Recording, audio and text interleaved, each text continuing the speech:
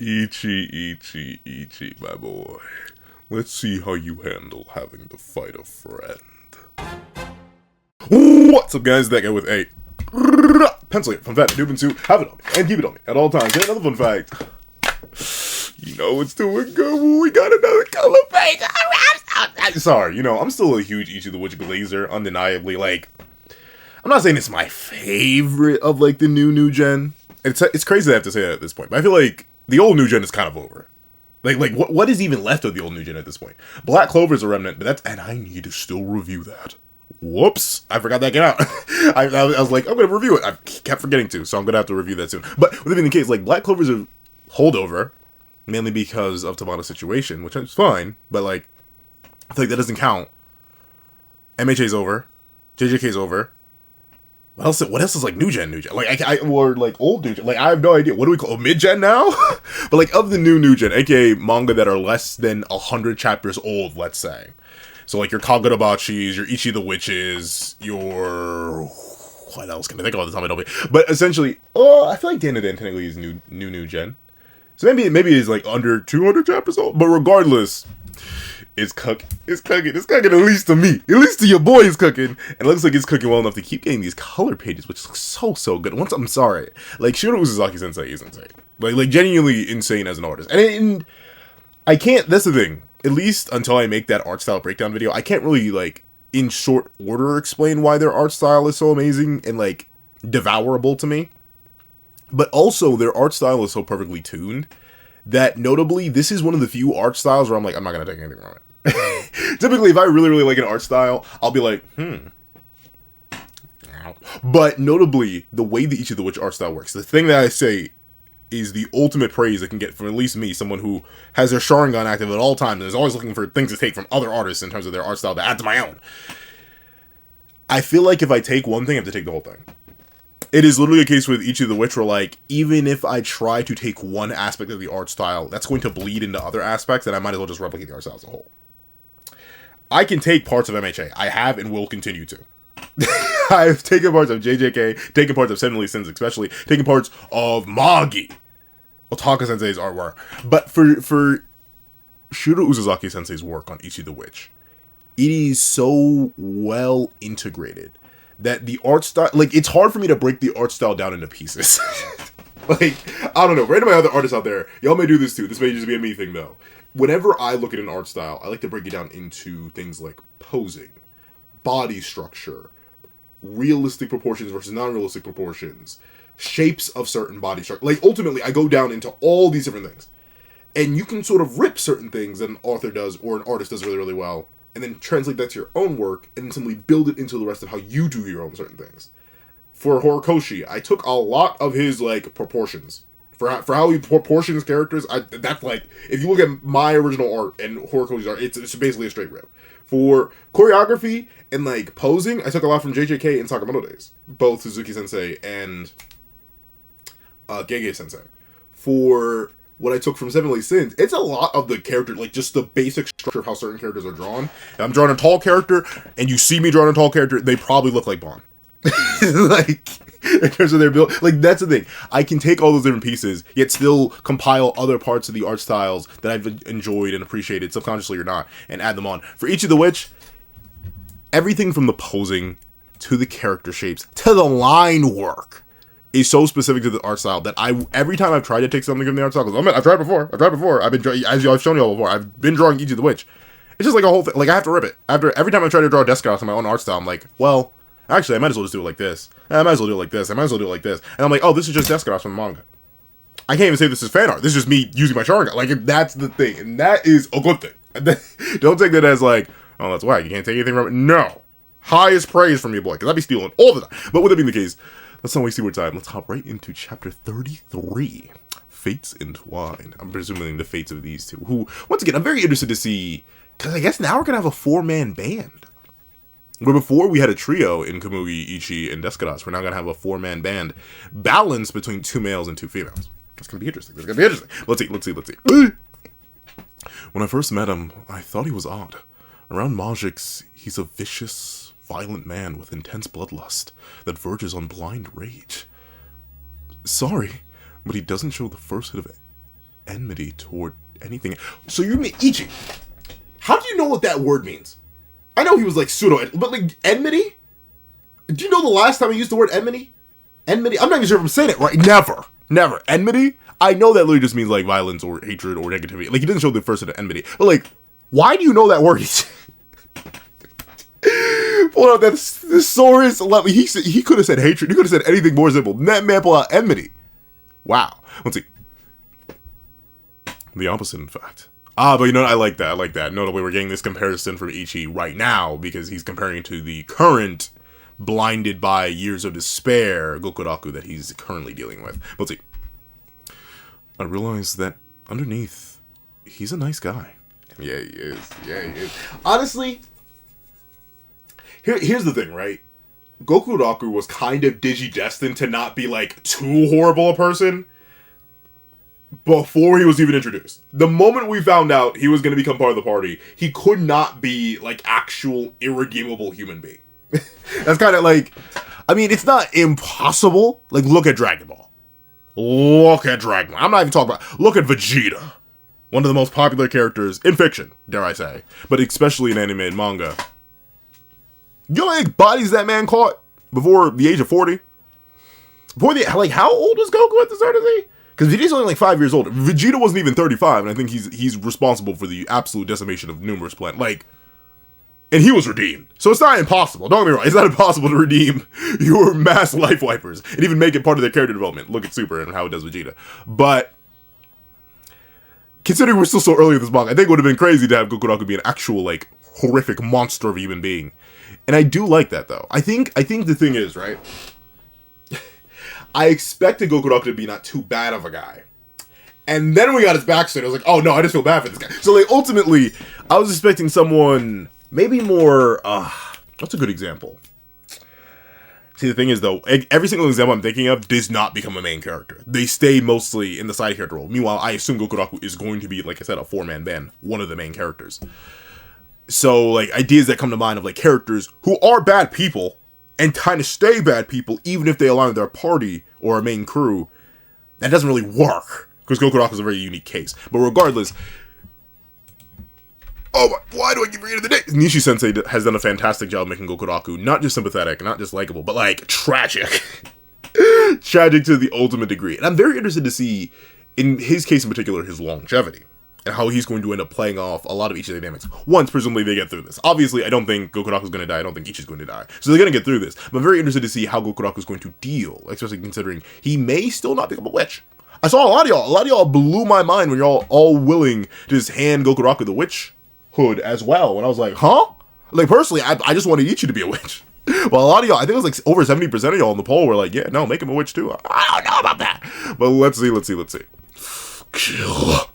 Ooh, look at Ichi. He's like... But then again, for someone like Ichi, I bet it's really hard to respond with to not respond with violence against someone who's releasing so much violence. Like, especially considering right now, Gokuraku is attacking Ichi. That's why the chapter's called Face Intertwined. They're literally fighting each other. But Ichi obviously probably doesn't want to boom Gokuraku because he's a nice guy. But let's see. Would you look at that? The baddest in the game came to save the day. I gotta stop being down bad for Descos, bro. I gotta stop being that bad. Someone pulled up a clip. I was like, of all someone was, one of my friends was watching my Ichi the Witch reviews because they decided, you know what? He's glazing it way too much. Let me watch. I forget which review. I think it was like in the mid-20s or like the early 20s. No, it couldn't be because we're on 33, so maybe it was. It was when Descos was like shown drinking in the bar and like thinking about Libro, her little brother, and like they just clipped it and they were like, "Really, Pencil? This you?" And I was like, "No, really? You decide to engage with my content now of all times. You see that side of it, really?" But like, I'm not gonna sit here and lie and try to deny. I'm down, but let's see. All right, but Descos coming in for the save here is very, very. Ooh, interesting. So Ichi does immediately go to attack. So that's. Ooh, I like that though. I like that. Ultimately, even though Ichi recognizes Gokuraku as a friend, even though they had the whole discussion, since Gokuraku responded with violence, it was Ichi's nature to respond with violence, and notably, not even like soft. Well, actually, it is still technically soft violence. He does not respond with a magical spell here when he easily could. But the fact that Descos has to block both of them. She uses the shield to block Gokuraku's impact, but she uses her blade to block Ichi's impact. which implies that both of them were willing to boom each other.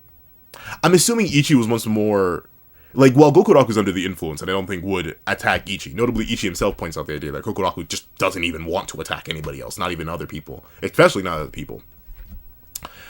Ichi, he's already kind of revealed that he doesn't care what you look like, doesn't care how you are, doesn't care what your background is. If you strike him, he will strike you back. So Descos having to interfere with both the person who's under mind control and the person who's just following their base instincts. I like that. I like that. Once again, as people pointed out all the way back when, and as I talked about in previous videos, Ichi is a character with a basic but complicated moral philosophy. He's very Gon-coded. Someone on the Kakurobachi review, somebody commented about the whole idea of like, hey, you want to talk about character writing? And he was glazing Hunter x Hunter, so I have Hunter x Hunter on the mind. And Ichi is very Gon-coded, where ultimately he responds more so by instinct rather than thought in most cases. And Descos, who's kind of like, I'd say so far the apex, once again, the apex of power in this universe, her role currently is to guide Ichi and prevent him from just booming people naturally.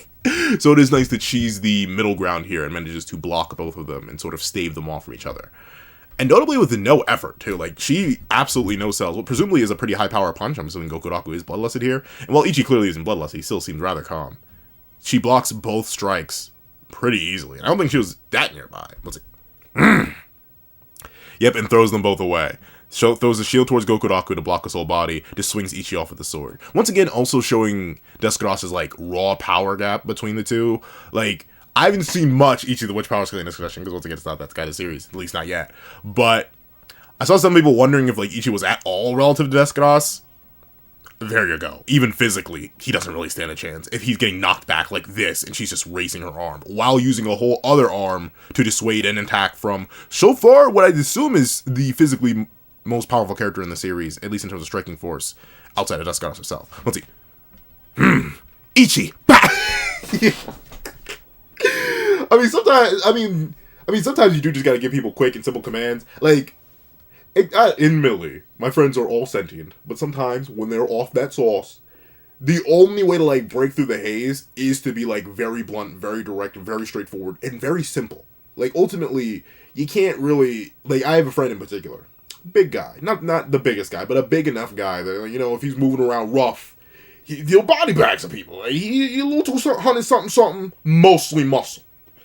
So, like, there have been times where I've been like, bro, and like, I've had to grab him by the shoulder and say, sit down. And then he'll be like, whoa, my fault, OG. And notably, I don't even mean to do that, like, aggressively. I'm just like, you're gonna get somebody hurt. And then we all gonna get in trouble. We're all gonna get out of here. So I get Descos specifically telling Ichi, chill, stop it. You can't do this right now. You will boom him. I know you. Sit down. Because Ichi, he's not feral. He knows the word enmity, which I still am so shocked by. But obviously, there still is the matter of instinct, if you will. And notably, I'm not even saying Ichi has bad instinct. It's kind of like people who were sort of like raised in violence having extremely bad reaction. Like, there's some friends of mine who I just don't play certain pranks on. I do not jump scare like 3 of my friends because I know they will immediately respond with violence, and I learned my lesson. I learned my lesson or witness someone else learn the lesson. I'm like, I ain't doing that again. And I don't blame them. Just because of how they're raised and the environment that they came from, their immediate response, if you should try to jump scare them. And one of them probably wouldn't do too much damage if they hit me, but the other 2 would immediately knock me out, or just do extreme damage to me. And I don't want to get hit by any of them. So, that instinct, it's actually a good thing. I do think, honestly, you kind of always want to respond with fight. If you have to pick between fight, flight, or freeze, of the 3 Fs, I say it goes fight, then flight, then freeze. I'm very much in the middle. It's hard for me to freeze up. I will immediately run though. It has been. You can ask anyone who's ever jump scared me before. I scurry off. I don't know what it is. It's funny because I'm a big guy, but like I immediately and just go. So I guess technically I am a bit of freeze and then flight. I don't ask questions. I just run. Let's see. Ichi back. Oh, sorry. My body just reacted.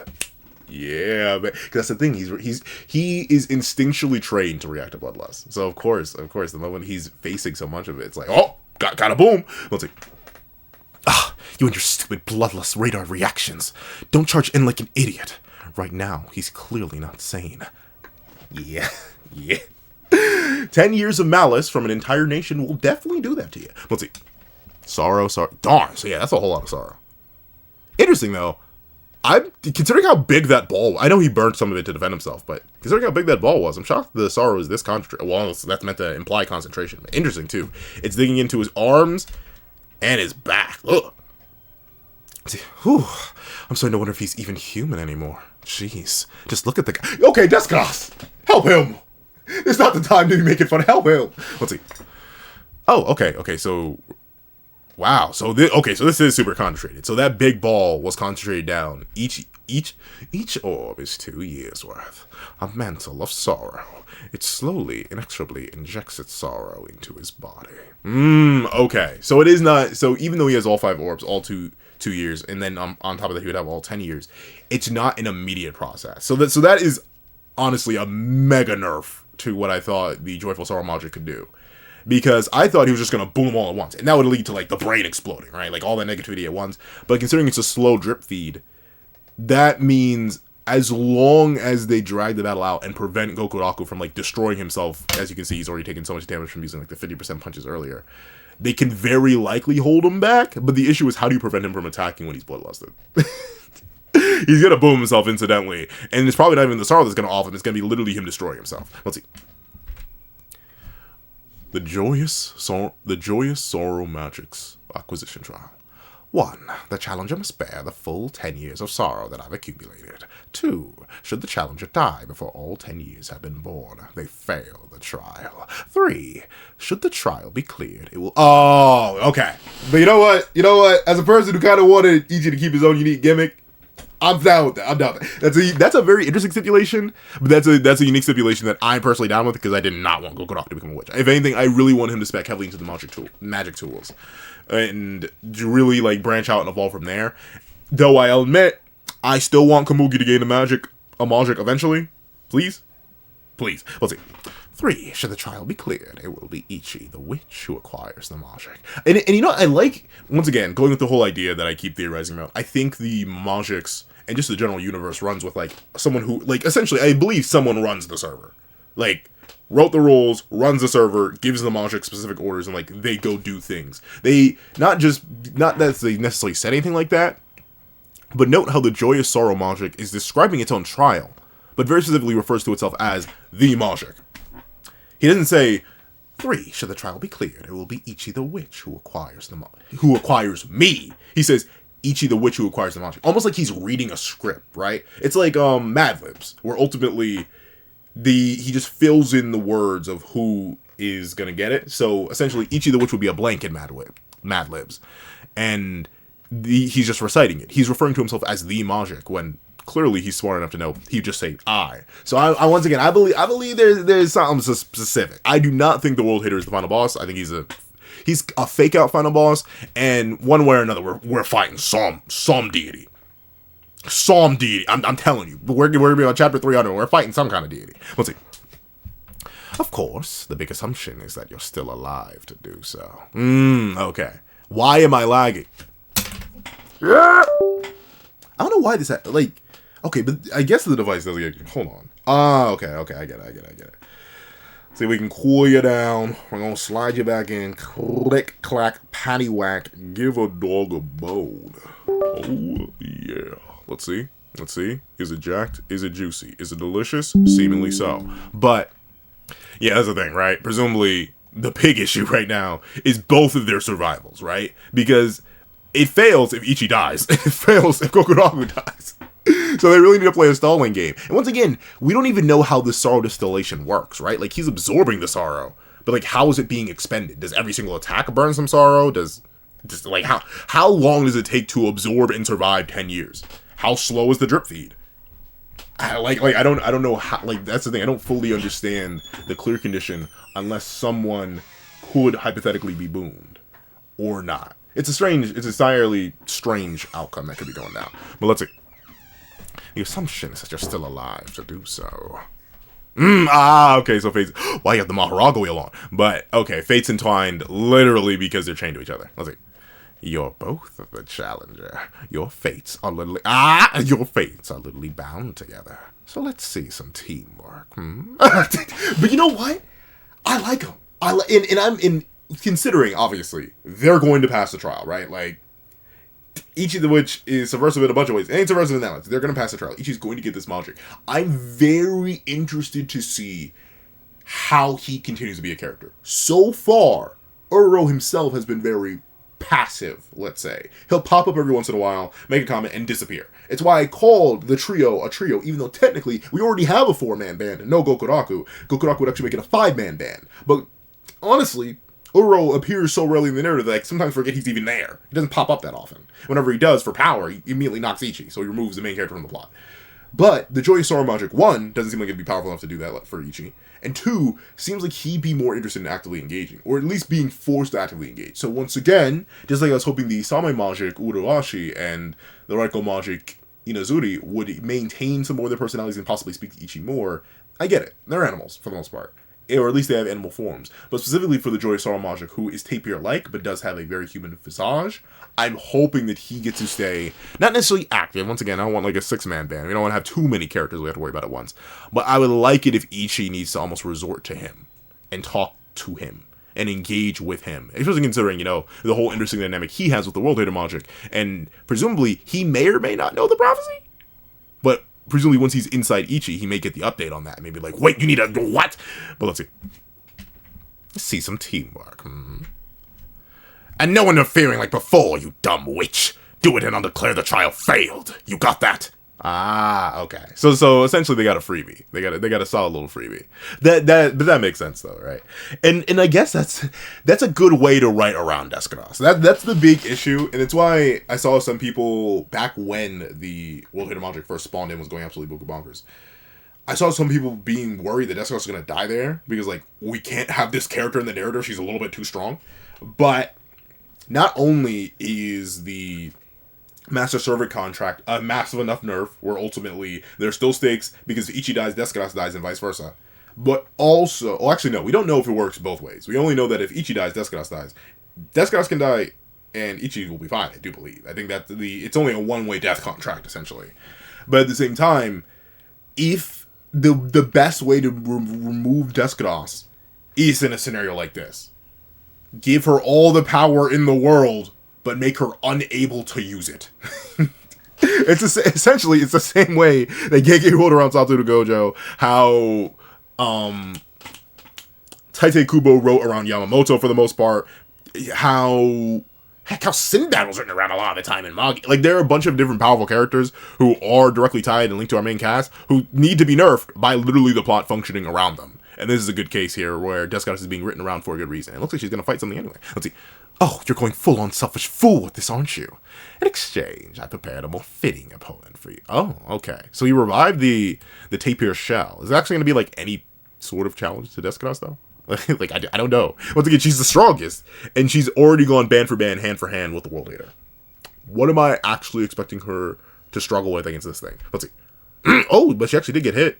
But she blocked it. Yeah, that's the thing. Like, this thing, once again, it's extra reason to stall Descos and make sure she doesn't intervene and give the main conflict of Ichi versus Gokuraku and their fates entwined some sort of tension, right?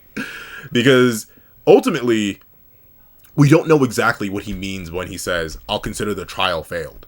Does that mean the sorrow would stop inflicting on Gokuraku? Would the sorrow still stick there and Gokuraku still die? And then Ichi could still die? Like, we don't know what that means. So, just locking her off with that wouldn't be a solid enough choice to lock her off. But actually giving her something to fight, that also is a good reason. Once again, you gotta write her on strong characters somehow. That's why, in the story I'm writing, because it is a million heavy power scaling based story, I landlock my powerful characters. They exist, they're resources of the main cast, but they just can't leave where they are.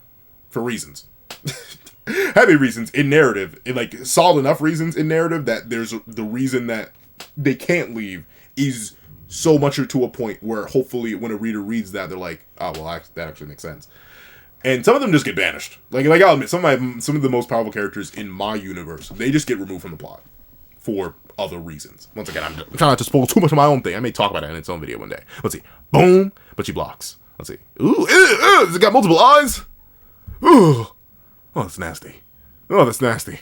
Why? Why, Samanushi Sensei? Why? Let's see. Huh?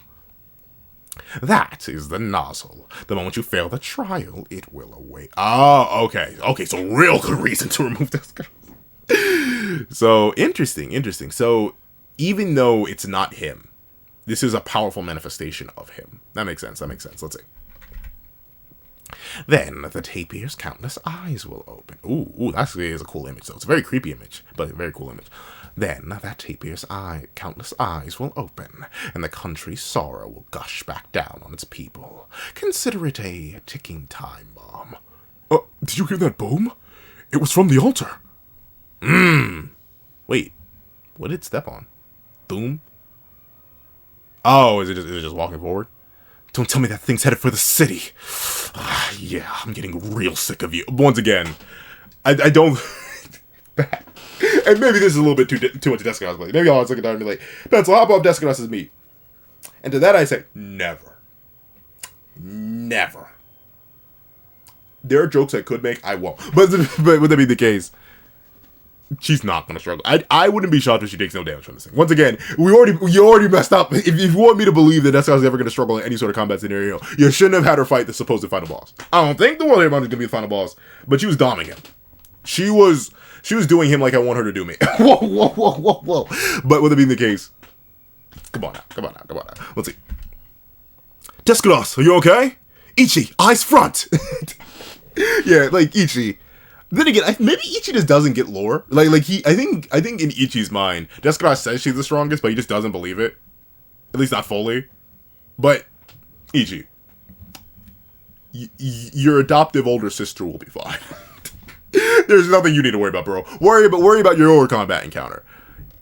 But you know what? Much credit to Ichi though. Like physical stats wise, while I do think Gokuraku likely hits harder just thanks to his magical tools and his stat amping, Ichi's speed being relative enough to react to and move in time with this extremely bloodlusted Gokuraku who believes he's attacking the World Hater Magic, or not the World Hater Magic, the Joyous Sorrow Magic. Very, very impressive.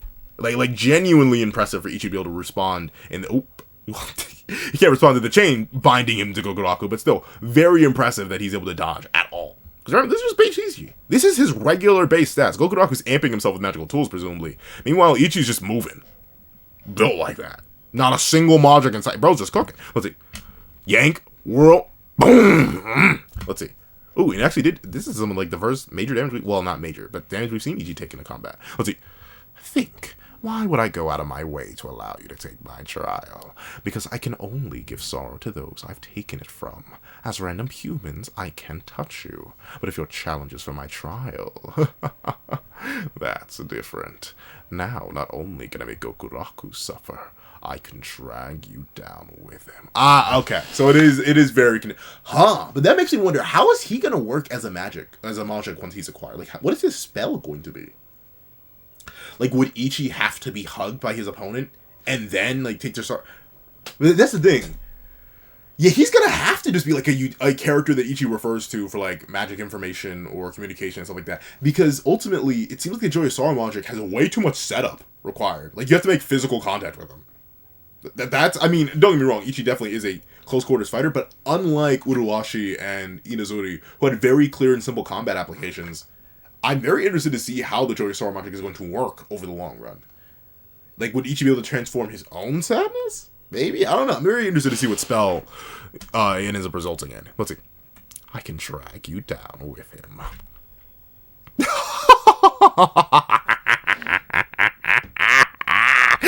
I can't think of a better appetizer for the banquet to come. I don't know what... it took all my willpower not to make a cum joke. Let's see. Oh, this is bad. Really bad. This is death for... there we go. That's what I was talking about earlier. Ultimately, there was a discussion, right, where Ichi's instincts so far have been praised as one of the main reasons he's so naturally talented and gifted as a magic hunter. But at the same time, what happens when those instincts put him in bad scenarios like this? Or his instincts simply have a bad matchup against one of his own allies? That is a case where we're going to see some interesting conflicts. I'm excited. Let's see. This is death for death. He's clearly directed killing intent toward me. My body is trying to reciprocate. See, that's so... And that's always been the interesting thing about instinct. Notably, obviously, we're humans, so like we aren't fully ruled by instinct. But it is funny. It's strange when you have to rebel against your instinct. Like, say, for example, you're on a diet and you want to eat. That's technically you, like, telling your body no. Your body's like, I'm hungry. Feed me now. and you look your body directly in the face and are like, no, we're not gonna do that. And essentially, every single intrusive thought you have is just instinct. Like, I know, like, apparently it's, like, called Call of the Void or something, where you're, like, you're doing something that is completely unrelated, and you're like, I could drive off that cliff right now. And you will just, like, have to de-instinct yourself. But, of course, that's, like, all in reference to yourself and your own body and your own autonomy. Currently, Ichi's body is, like, he's trying to kill you. Kill him. And Ichi's literally having to resist that, and he's struggling with it. I don't like that. I like this conflict. I'm interested to see how it evolves, because, obviously, this is just him against an ally, or at least a presumable ally. But what about him against an enemy where those instincts start getting used against them? I'm excited. Let's see. I guess you could technically say we already saw that a little bit in the World Hater. Like he really should have tried to fight the World Hater. But in that, and even then the World Hater points it out. Dude, you could have saved some people. But no, now you're just going to get all boomed because you were an idiot. But we'll see how it applies to someone who's actually in his power class using this ability against them. Let's see. But I can't kill him. I mustn't. Conflicting impulses, making it hard to react. So he's even mentally nerfed right now, or at least he's like sentience-wise nerfed, and he's still reacting to Goku. Very impressive. Let's see. Oh, okay. What the heck? He attacked himself. Even the World Leader Magic is like, or not the World. I keep saying the World Leader. Even the Joyous Sorrow Magic is like, gang. What's happening? I didn't program you to do that.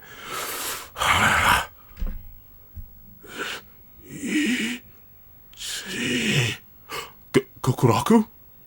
Heart. Head. The stone down my back. Stab me anywhere. But there. No deal. Do what you... Oh, okay. So wow, that's actually insanely impressive. You want to talk about sheer mental fortitude and resistance. Obviously, it's not all at once. But... he's currently under the influence of 10 years of sorrow, all being slowly drip-fed into him at multiple points. Yet his bond with Ichi and his desire to overcome the Joyous Sorrow Magic is so strong. He's essentially hard-willing himself into rationality. He's actually overcoming that. And is like, don't worry. You can brutalize me, gang. I'll be fine. Just don't stab my heart, head, or back. But you know what? That does leave a lot of spots. And I guess that is the thing, right? Ultimately, you have to drag this fight out. And it may be dodging, like, obviously, maybe dodging isn't the way. But maybe it is pain. Like, I'm not sure if the sorrow will seep in further. If there are more wounds, it'll make it quicker. It really is a question of how long does this trial last? I'm intrigued. Let's see. But I do like that Goku has that faith. He's like, dude, I barely know you. But you got that dog in you. I trust you. Let's see. I leave this to you. Ichi's like, wait. My boy. Got me with my feelings right now. Let's see. That's so adorable. So he was in his feelings. Looked like he was about to start crying. And that may be a tear, but he's like, no, gotta lock in. You got it. We'll make this work. W chapter, absolutely W chapter. Okay, this is a fantastic chapter. You know what? It's a fantastic chapter on all levels too. Like obviously, the artwork's always fantastic. I'm always gonna. Unfortunately, if you're in an Ichi the Witch review by that guy with a pencil, I'm gonna glaze. If I ever go a chapter without glazing Shota Uzasaki's artwork, something's wrong. Like that may not be me.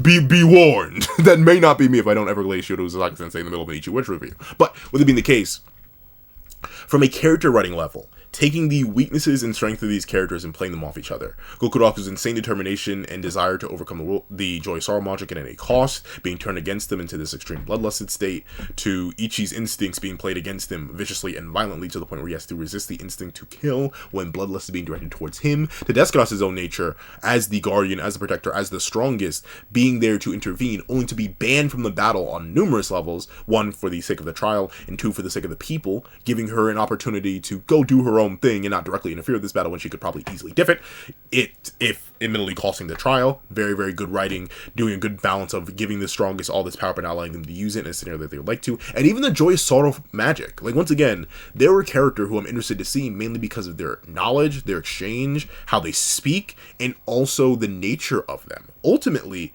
on some level, even if he does believe that they're destined to fail this trial, he still offers it. He still wants to defeat them. He still wants to overcome them. There's still genuine character there, and I love it. I love it. Ichi the Witch is just cooking. But if you made it all the way in this video, please leave together forever. Leave together forever in the comment section down below. I want to thank you so much for watching. So leave a like, share, comment, and subscribe. Make sure you hit that notification bell so you don't miss out on any videos that come to the channel. Also, you even have a Patreon down below where you can support me for as low as $1 a month. Things like exclusive videos, early content, and more. Also, now become a member of the channel for as low as $3 a month to get the same perks and more. So those perks include the live reactions, the series I have to review, ad variations of all my videos, and if you become a $20 patron or a $20 member, you can order whatever video you want. Also, the link to my Ko-Fi in the description down below. You drop 5 minutes for a short video, don't means a long video, or any means at all. Any support is always greatly appreciated. Now, I'd like to thank you so much for watching. Once again, I hope you guys have a wonderful day. This is Dag on the Pencil, writing off.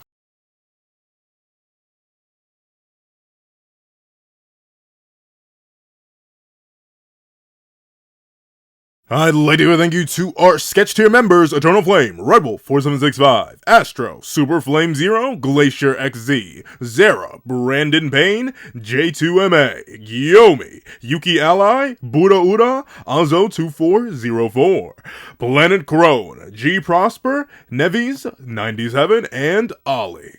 I'd like to give a big old thank you to our Reinhardt tier patrons: Sean, Nirvana Igneal, Midnight Lord 21, Kevin Encarnacion, and A+A. And I'd like to give a big old thank you to our Inc. tier members: Fine, Austin Wimberly, Euchia, Carlo Alaimo, and Grim.